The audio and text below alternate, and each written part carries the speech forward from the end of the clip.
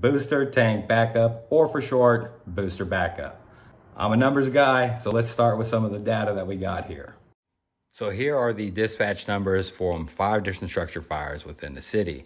And here we have the average of those second due and third due after the first arriving apparatus, with the second due on average showing up at 2 minutes and 16 seconds after the first due, and the third due 1 minute and 4 seconds after the second due.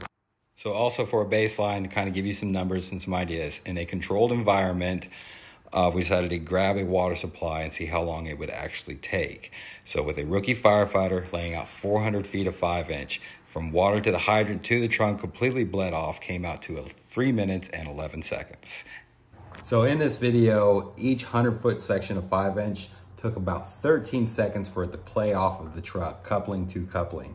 And then when filling up the 5-inch, it took from coupling to coupling about 5 seconds to fill it with water. So that being said, we can add probably anywhere from 15 to 20 seconds of extra time per 100 section of 5-inch when laying out to the fire scene. So there's already a lot of good data on here, a lot of good articles about it, a lot of conversation happening about it. Check some stuff out if you want by yourself or as a team. I highly recommend it. So if you decide this is an option that you can use and decide to call for it, or someone else calls for it, and you're either that first due or second due, for the drivers to kind of set an idea in place of how to establish that water supply between those two. So here you go. If a booster backup is called for, I personally like a donut rolled 3-inch section of hose. Just bowl it out, take your male coupling, hook it up to your auxiliary intake on your fire apparatus. Next, you're going to take that female coupling and put it in proximity of where you think the second due apparatus is going to show up, whether at the front or at the rear of the vehicles. Now, second due driver, put your truck in the pump, grab that coupling, hook it up to your discharge, and give him idle pressure. This is not a tandem, this is not a relay. He's just robbing water when he is needing it. Do recommend opening up your recirculation valve to prevent overheating while he is not robbing water and water is not being flowed.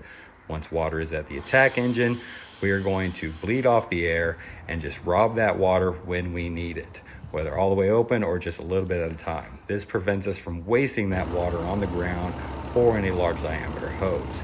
And if you just happen to come up a little bit short, most, if not all of our trucks have a little pony section of hose that we can make up that difference with. With a little bit of practice, this can all be accomplished definitely under a minute, approximately about 30 seconds with some reps in. So this is just another tool in the toolbox. So whether it's water supply issues that you're having, limited water supply, access issues, needing that extra personnel on scene a little bit quicker for whatever reason you need to, and you decide this is an option you want to use, here's a viable way for those drivers to facilitate making that happen quick and effectively.